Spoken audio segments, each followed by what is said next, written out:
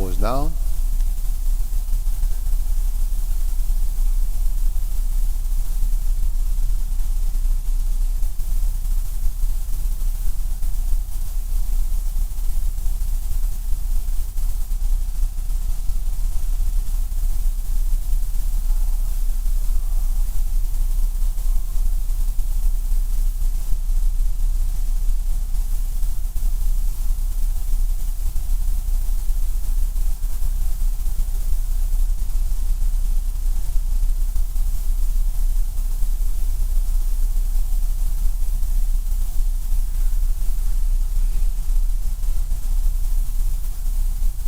Lower and palms down.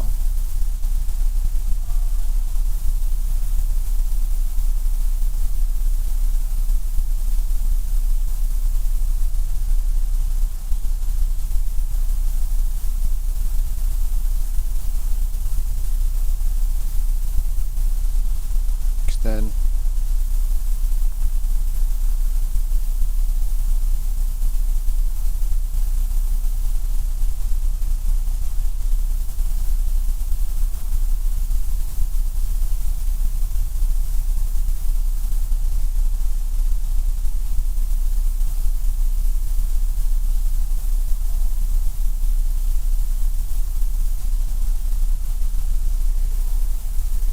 Deep breathing, inhale,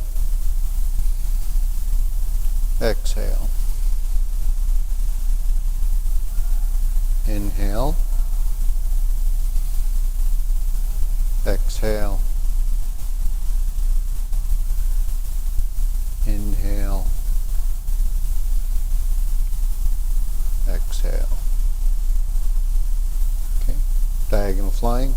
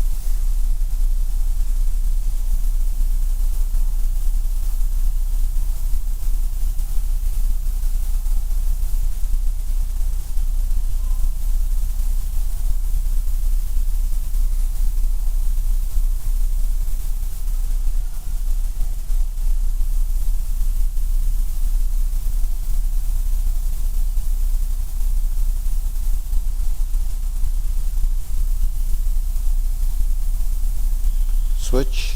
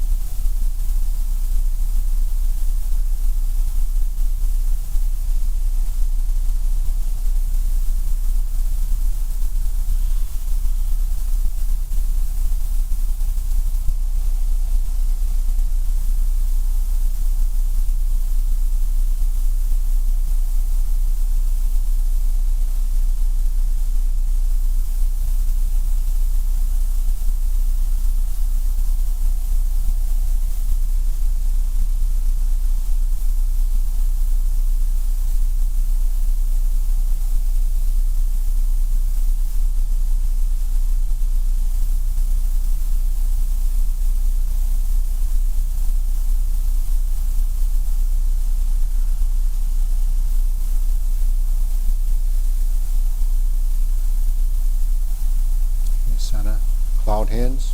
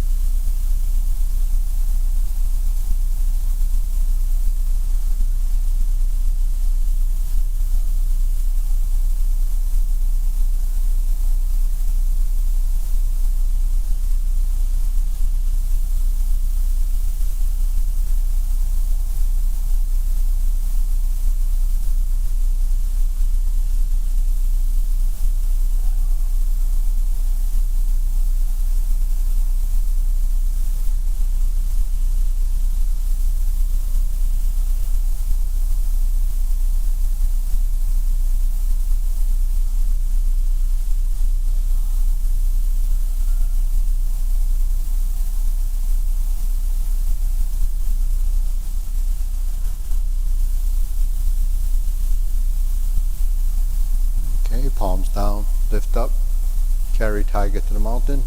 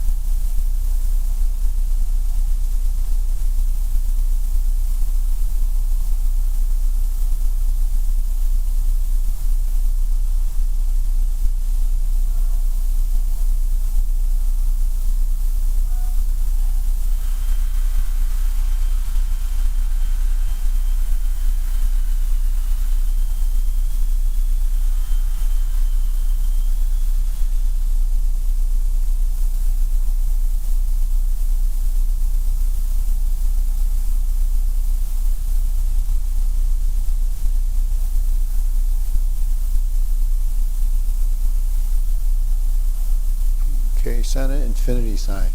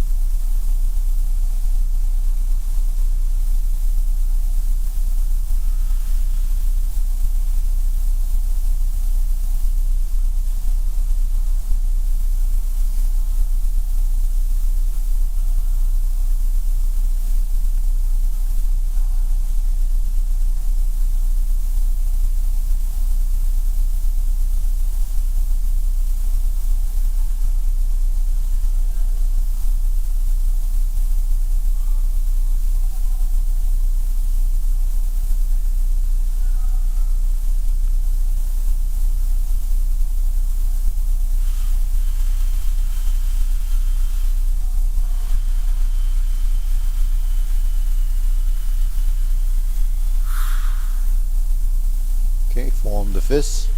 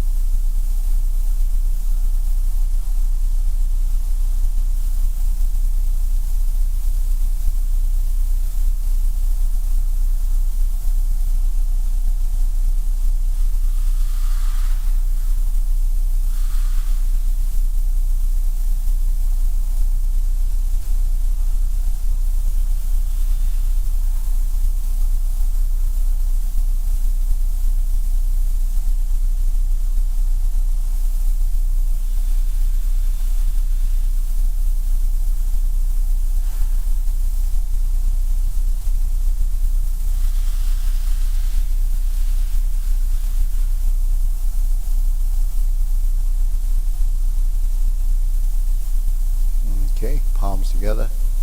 Strum the lute.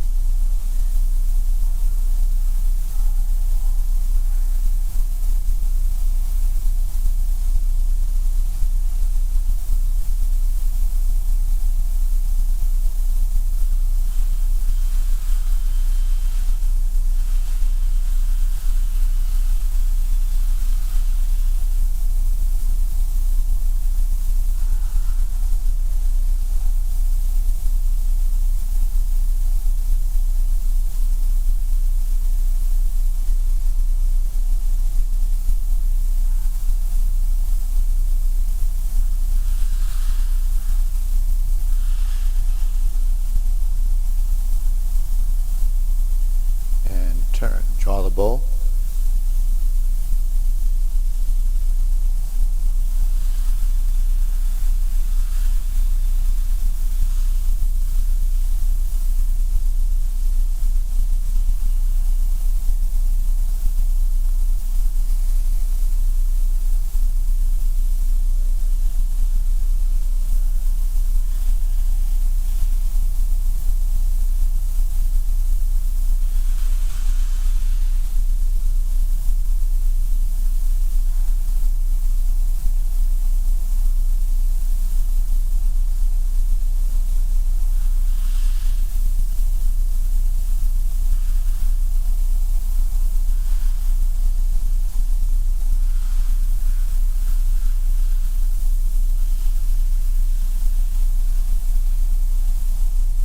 Fan to the back.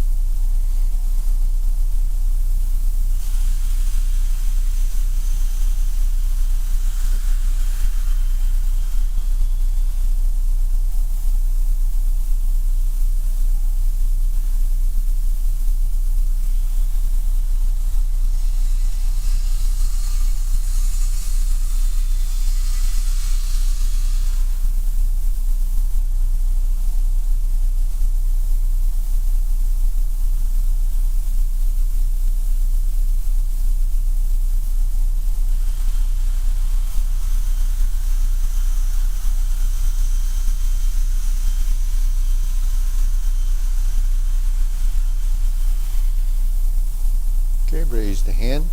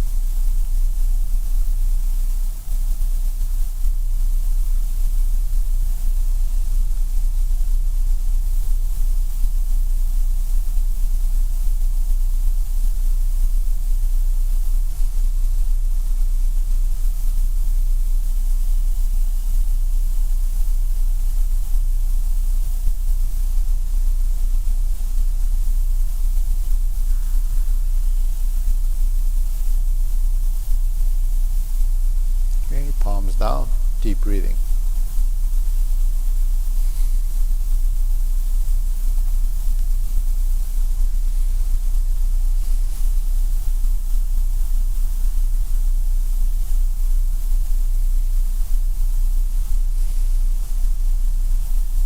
Okay, so relax for a few seconds. So, as you can see, they're pulling out the windows, or putting in new windows. So yesterday I was here and I was pulling down all the foam and stuff, and there was a bamboo shade up there, and it had a rope on it. So I wanted to pull it so it rolled up, and then I would take it down when it got on top. And it's been there for about, I think, 25 years, 20 years. So I pulled and it jammed up on one of the walls, and I decided to really pull on it and let it roll up.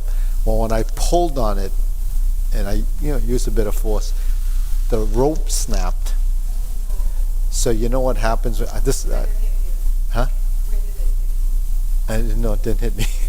It snapped and my body went down and up, and my head went boom, boom, like it was a whiplash. And I said, wow, what was that? So the thing is, I think normally you would probably injure your neck. So my head went down. My chin must have hit my chest, and it came back, and I just shook my head and I said, am I injured? But actually nothing happened. No problem. So I attribute that to the neck exercise and loosening the shoulders. But part of this is the proprioception I talk about, because we have these senses and reflexes. And if your body's relaxed and it goes through the motion, your body will just kind of respond and adapt. But that's just something I thought I'd share with you, that we do these neck exercises and all these kind of things, and all of this stuff is really preparing your body for situations like that. Not that everyone's out there pulling cords, but yeah. So the only other time I had that kind of whiplash thing, and I think I was in a car and someone rear-ended us, and my head did the same thing, boom. But nothing happened to my neck that time either. So, most people, the neck muscles are very tight and stiff. So if you tighten in a situation like that, you're guaranteed to have an injury because of the conflict of motion. If your muscles tighten and you try to force it, you tear it and injure it. So that's something I'd share with you, so you know that we do these exercises, just as a course of moving and increase in range of motion, but it does, help you in certain situations where, you might really get hurt. So let's go through the short form. You want to move in here, Robert? You can move in. I'll go over here that way. And this is Arthur. You want to go here? Yeah. So that way you have some support on the back side. Let's see who's over. Eddie can go to that back corner. Yeah, Eddie can go to the back corner. Yeah, you can go to the back corner. That way we have someone there. You can go over here. Come over here. Mara, you want to do the back corner, or you want to be in the mirror? That way you can. Yeah, that way they have someone to follow.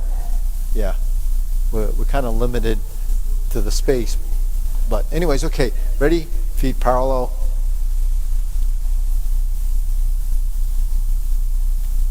Step up. Neutral position. Horizontal. Back turn the corner. Stroke down. Step up. Grasp the sparrow's tail. Hook your wrist. Single whip. Hold the ball. Shift. Diagonal flying. Shift. Step up. Press forward. Press down. Raise the hand.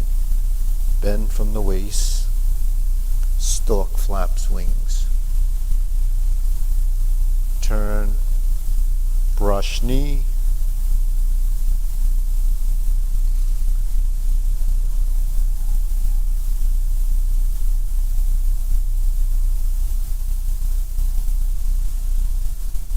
Going forward.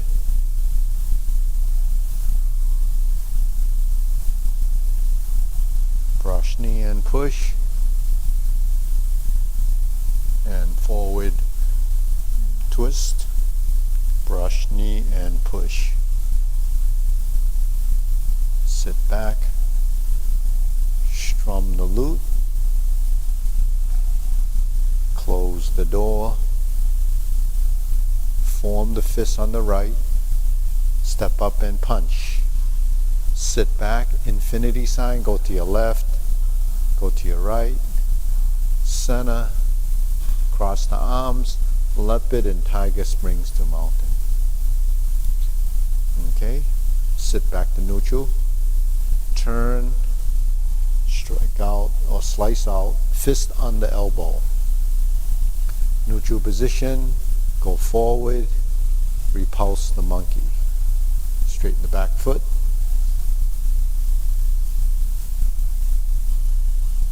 Again, go forward, straighten the back foot, twist, repulse the monkey. And one more, go back to the right side. And left side, going back.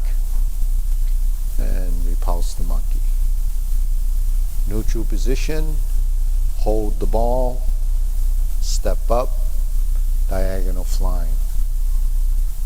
Sit back, insert the needle, step forward, fan through the back. Turn, stroke down, parry and punch, step up and form the fist, punch. Divert, block and punch. Cross the arms, leopard and tiger springs to mountain. Okay, bring the hands down. Heel pivot to the rear corner, and we're in that corner. How's that? Over here. So you would be, no, stay there. Yeah. Cross hands. Raise the left hand, bend from the waist. Stork flaps wings, and we're going to toe heel pivot. Grasp the sparrow's tail left side.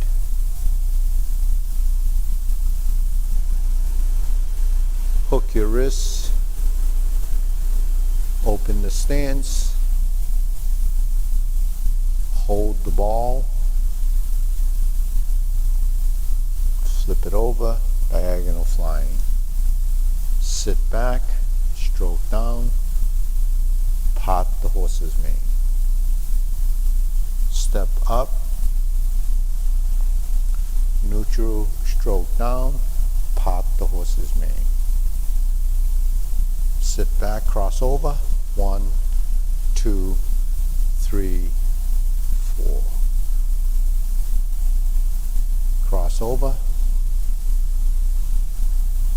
forward, back, and forward. Hook your wrists, turn to the front, back to squaring up to the front, and then we're gonna do a set of cloud hands. 1, 2, 3, 4. Hook your wrists, single whip. Hold and reverse the ball, diagonal flying.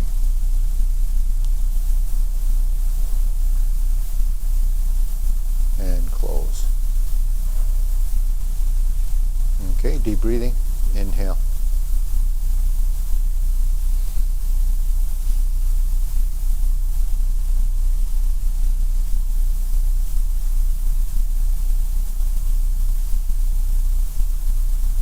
So, while part of the goal is to learn the long form, the Tai Chi Paradigm form has actually a lot of the postures that are in the long form. So, form is just a vehicle to practice. It's a 5-minute form, and if you want to get the benefit of the form, you have to do it, for a period of time. Maybe a long form is maybe 15 to 17 minutes. So to get the same, amount of transaction or transitions, then you'd have to maybe do the Tai Chi Paradigm 5 times or 4 times or 3 times to get, the amount of time to get the footwork in there and work your postures. So, it's really, every time you do it, you'll improve, and, it sinks in deeper and deeper into your head, and it's also embodying it. So shifting of your weight has to be consistent. So if you're not shifting correctly in the Tai Chi Paradigm form, it's not going to happen in the long form. So you want to get those transitions, the shifts, the brush knee, grasp the sparrow's tail, as good as you can get it while you're sort of getting your body to catch up to what your mind is thinking. Because the body takes longer than what happens here, because what you see, you just process it. But it doesn't transfer right away to the body until you build the neurons and the synapses, the sequence of events that has to go into the long-term memory, but eventually it just becomes, part of your makeup. So we'll go through that again. We'll go through the short form. Maybe we'll do it 2 more times so that we get a good dose of that, and then I'll show you what you can do to improve grasp the sparrow's tail and so forth. All right, so let's start again. Ready?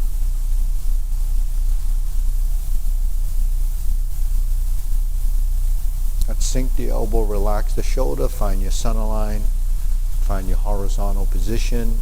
You're going forward and back. You turn the corner. Step up. Grasp the sparrow's tail.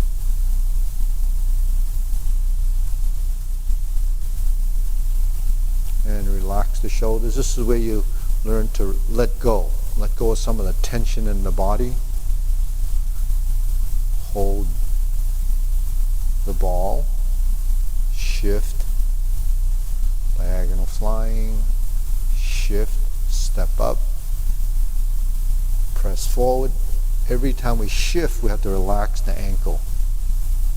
Raise the hand. Bend from the waist. Stork flaps wings.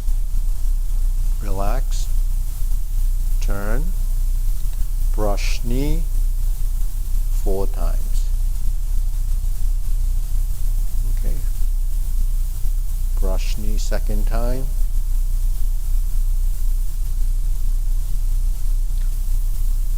Go forward. Twist step. brush knee, left push, back to the right side,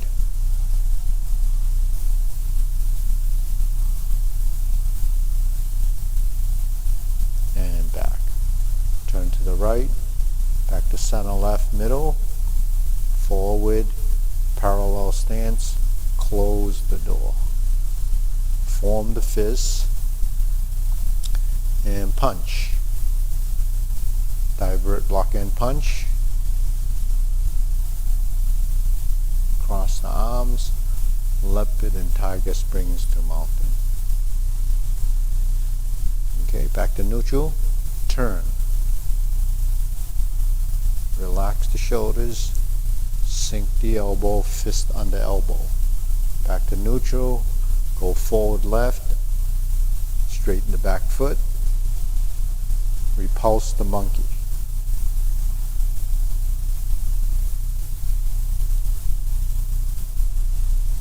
Second, repulse the monkey.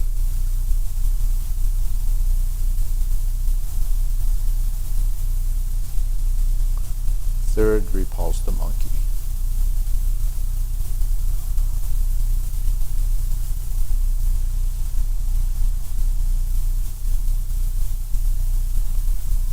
Neutral position.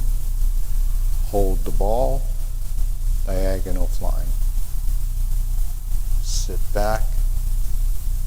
Insert the needle. Step up. Fan through the back. Turn. Stroke down.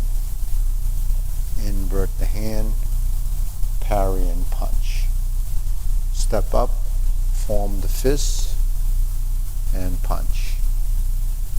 Draw back. Go out. In. And out.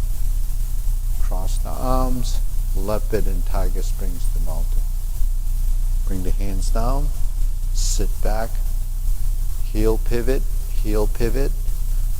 lean forward, pick your hands up, cross the hands. You can follow Mara. Raise the left hand, bend from the waist, stork flaps wings, turn, toe heel pivot, face the mirror to the side, left side grasp the sparrow's tail. Hook your wrists, open, hold the ball, reverse the ball, flip it over, diagonal flying. Neutral position, stroke down, part the horse's mane. Step out, stroke down, part the horse's mane. Cross corner, Jade Lady work shuttle, cross over, Jade Lady work shuttle, drop your elbow, hook your wrist, turn to the front, move the foot in, move it out, single whip, cloud hands,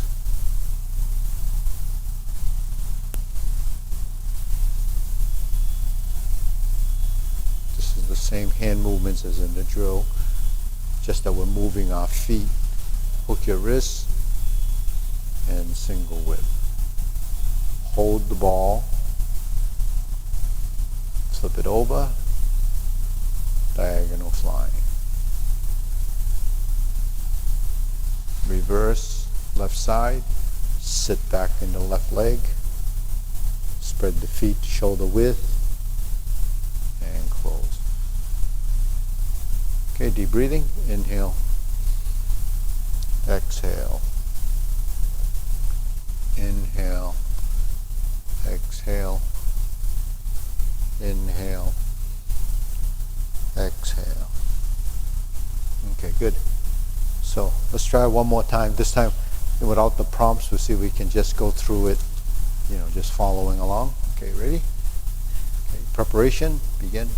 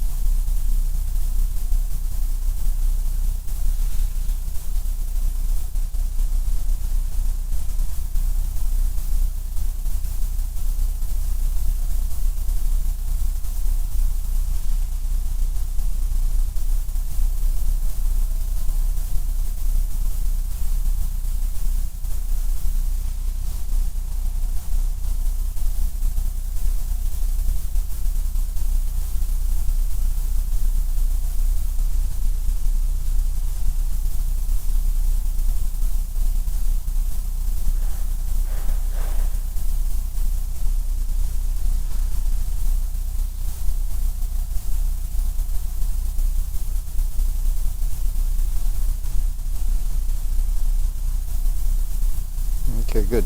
Deep breathing.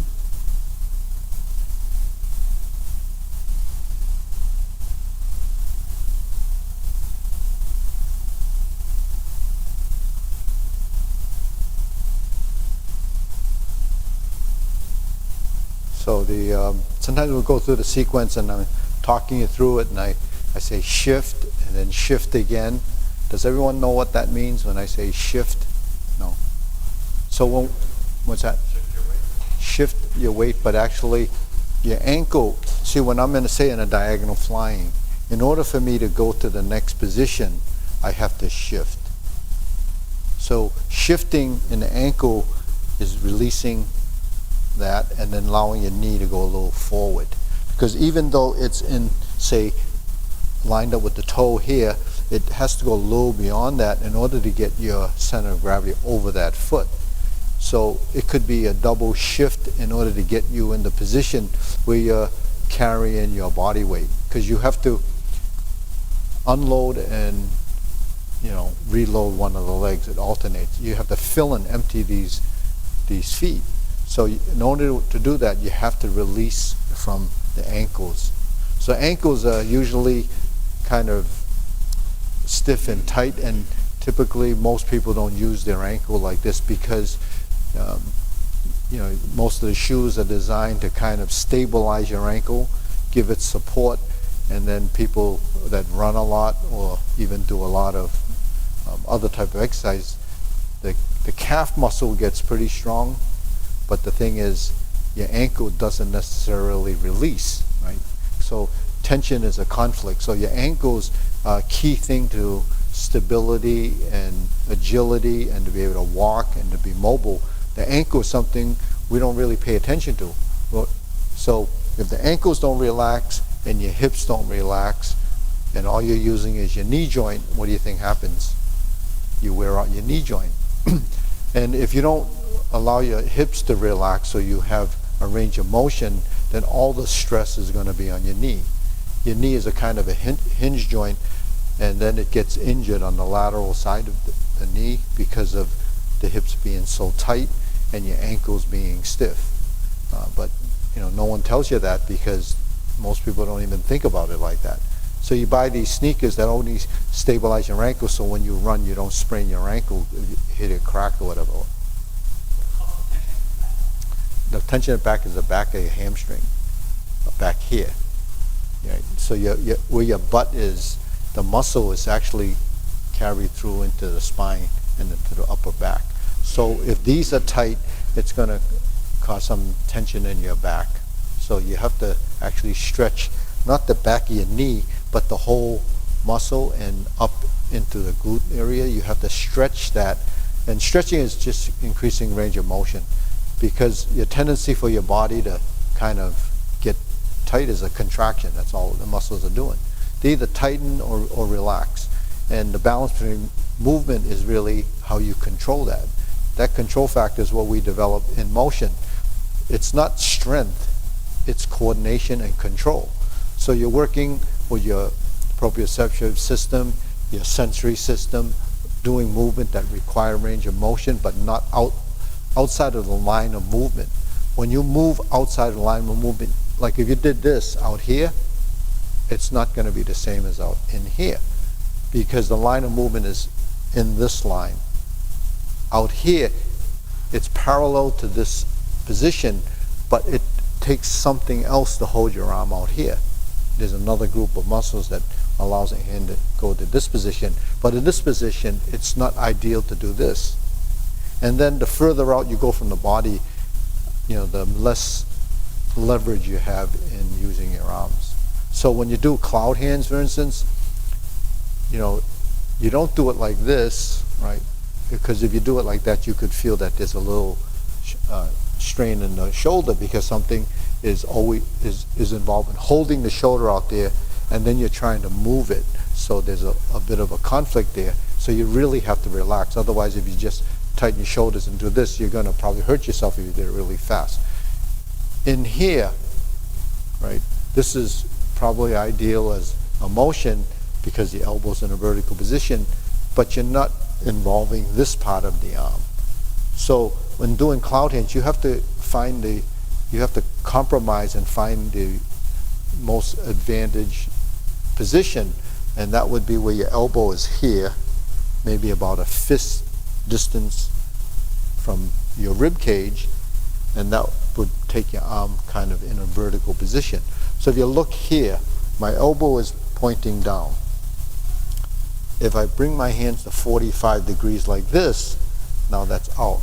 Now the leverage here and here is going to be different. It's stronger in turning in this direction when it's here than here. So if you're actually utilizing this motion as a motion to deflect or to block, you would be better off doing it in this position than in this position. So whenever you're in an awkward position or using that position, that's not giving you the leverage, you're going to compensate by using more strength, right? So if you're doing Tai Chi and you don't want to use strength, you have to find the balance between motion and efficiency of that function. So cloud hand should actually be a little bit closer to your body than like this. But the reason why we don't know the difference is because our body doesn't recognize what we're doing. So if it doesn't recognize what we're doing, we just go through the motions, but are you using the right strength? Are you using the right direction of motion? So, this whole learning curve is to understand our body, our movements in space. So when we learn to use our body efficiently in space, then we start to use our body, much more efficiently, and it'll be much more effective if you're using the position correctly, because you're using less strength and you're using the mechanical advantage of your skeletal structure. Your skeletal structure is designed only for one thing, for movement and to carry, everything else that's part of you, which is, your internal organs and, anything in this area. It just houses it. It's a cage. And then this out here, it's for whatever you need to do to survive, right? So when we lift our hands up like this, we have to relax our shoulders till it's shoulder level. And then on the way down, if we're relaxing, we have to drop the elbows. And then as it drops the elbows, you have to relax the shoulder, and it starts to find the position on the downside. So that's a direction. You don't do this like this, right? What does this add? It adds a level of holding the shoulder and elbows out. So just like, what does this add? It shoulders and elbows out. So anytime that happens, it's going to throw off your movement, on a functional side. It might not appear to be any different if you just, so you could see the difference between this, and this, right? And it's really where it is in the plane of motion. So when you cross the hands like this and you go to vertical position and you cross again, like we're doing, leopard and tiger springs to mountain after the punch, and we go like this, you don't want your elbows to be too flat or too down or too out, because then it approaches this. So you find the complementary position that's kind of parallel to here, and you can feel the difference. And that's why, if you don't know what the movement is actually doing, you really can't feel it in the beginning. But you can tell, like if Isaac's hand's here, okay, and he turns this way, you can feel some strength. If you put it here, you can feel strength. As you go out here,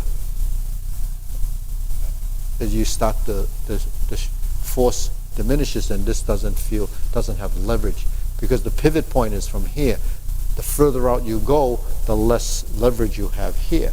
So it becomes diminishing strength. You don't have the structure. So you have to find the compromise. Now in here, it's too close. Now you can't use your upper arm. All you can use is your forearm. So this would be good when it's all the way in, wanting to neutralize the force. This is when you want to move something, and there's an optimum position, which is a blend of what's the advantage position and what's going to be compromised as far as safety in something approaching you. So if you're blocking like this, it's not as safe as when you're blocking here because of the time and distance factor.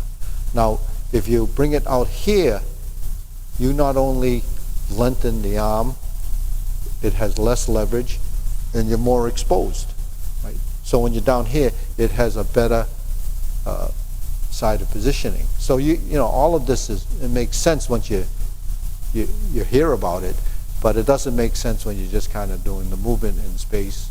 So a lot of times when we do cloud hands, the elbows are not in the right place. So you can see the exposure in the body. So that's why when we're doing movements and you're watching an instructor, you try to pick up on the angular position, the distance from here, the alignment of the body, center line. Yeah. Yeah. Yeah. You gaze and gaze, yeah.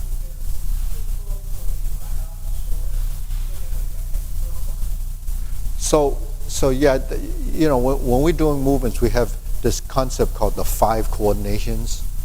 It's the hands, the eyes, the body, the waist, and the stance. So hands and eyes work together as a hand-eye coordination. So when you move, you know, if you're reading something or you're looking at something detailed, you focus on that. That's what your eyes will focus on that. And that's that type of sort of steering to see, because you have to, you know, see the refined detail of something. But when you're doing movements like in Tai Chi, you gaze, which gazing is looking out and seeing all. So when we do this, we're gazing, so we can see both hands, but that visualization, that visual effect is really so that your mind is picking up on what's going on overall. Because a lot of times your eyes only have to, as perception, only has to see a bit. It doesn't have to stare at his hand in order to know that he's punching at me. All you do is have to know that there's a motion, and you respond to that. So when you train with the eyes, your eyes really follow the hands, only in the sense that you're gazing in that direction. But you're not staring. You don't see any detail. All you see is sort of a shadow. Track. Yeah, that's tracking your movement. Well, tracking your movement, because movements are in space and movements are actually patterns. So tracking movements is actually visualization of those lines in space. So if I go like this, you see a S, right? If I go like this, you see a line going up. When you go like this, you see when I go like this, you see a slanting line. That's visualization of a motion, which actually, it's all part of information. When we move like this and we track the hand and the body, everything is moving, but you see, you know, the pattern, and that pattern that you see actually becomes part of a feeling. Your body will know that it's the correct size, meaning eye level, shoulder width, 45 degrees, center line. Your body will pick up on this information, and it starts to become what we call the body intelligence. So when you're learning movement, it's really those patterns. But those patterns that we do in the warm-ups, like this one, is really, you can see both hands are moving, but when one hand is moving, it's like this. And this hand is like this. If this hand is doing this, then those hands are doing patterns, and they become independent, and then they start to work together as an integration. So the intelligence you develop is not just coordination, but an awareness that this is doing this and this is doing this, so that if this hand has to do something in this hand, it just reacts because it has all these patterns built inside your system, and it just knows. You know, it sounds, you know, like a magical thing, but that's how we learn.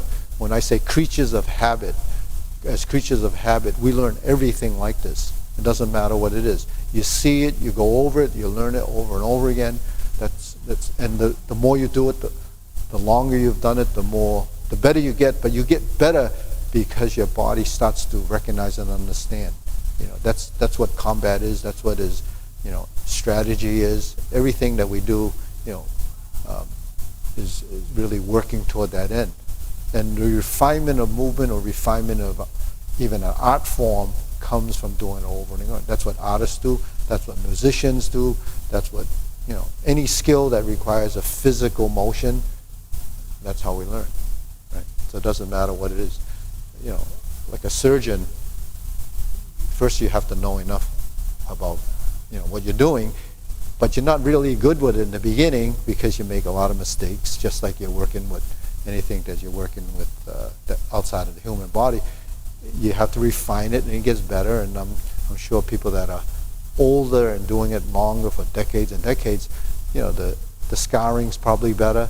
The amount of tissue they cut is going to be less. It's because they know I don't have to open it up that big to get at what I'm looking at.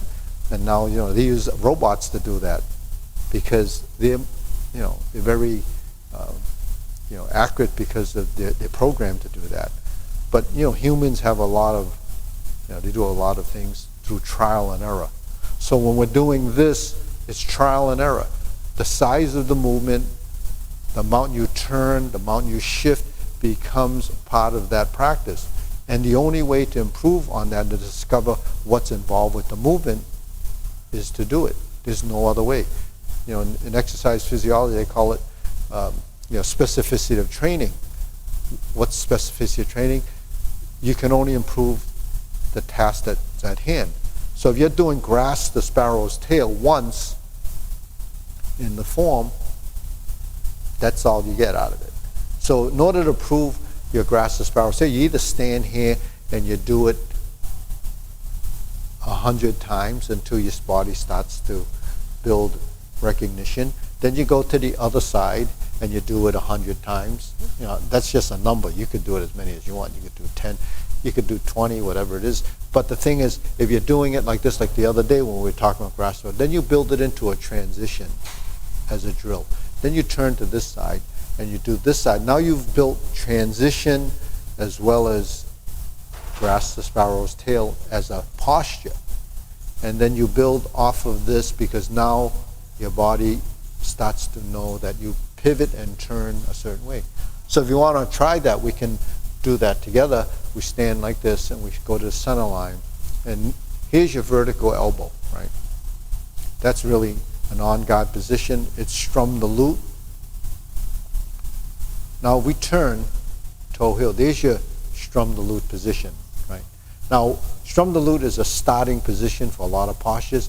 If I turn my front hand palm out and put my hand in front of it and I turn this way to my right, there's your brush knee. If I go back to center and I go forward, press, and I roll back, there's your grasp the sparrow's tail. So just from that position, I can do those two postures. If I go to horizontal and I go back to vertical and I turn 45 degrees and I lift up and turn back to that front position, that's Jade Lady Work Shuttle. Right? Now if I turn, I have to go back to center and I have to go back to this position, adjust my feet again, and I switch to the opposite side. So I have an option of doing grasp the sparrow's tail, back to neutral, option of doing brush knee, and I have option of doing Jade Lady Work Shuttle. So we have all of these in the Tai Chi Paradigm. It's just, if you want to improve the hand movement, this is what you have to go through. Because as you start to build the recognition of the transition, then you will find this. And this hand position, if we turn to here, and now you see this posture. So I just held that position. If I brought this to here, that's stork flaps wings. If I have this hand position here, okay, that's one of the cross hand positions, right? So we don't pay attention to those in the beginning because the body hasn't sort of dialed in all these little, geometry or position, because our body, that's all these are, angular positions. So muscle memory is actually that, skeletal memory. What's the angle of these positions? You have your triangle, you have your circle, right? You have your square, and you have your cross hands. This is your square in a vertical position, and here's your push. That's leopard and tiger springs to mounted. If you bring it down here, there's your preparation. If you bring it up here, there's your preparation beginning. Parallel arms, I call it the square position. If I turn like this and I drop my elbows, I'm in my triangle position. When I go forward like this, there's one horizontal, one vertical elbow. That's the beginning of press, you see. So the geometry of position is something, if you reference that as a guideline, then you're going to develop accuracy of movement. So accuracy of movement only comes from sustaining those positions, muscle memory, and understanding that the geometry of position over time becomes something that becomes a natural motion or natural use of the joint as it was designed to do. So most of us don't really understand the body mechanics when we're learning something, that we're just mimicking movement. So you can't really evolve beyond the motion without actually understanding what your body has to go through. That applies to anything you do. It doesn't matter what sport it is, doesn't matter what, driving. It's all about where your arms are, right? They teach you to drive with your hands here. We used to drive with the hands down here, right? So where your hands are has an efficiency of motion. So, this is open the hands. That's a blocking position. You hold your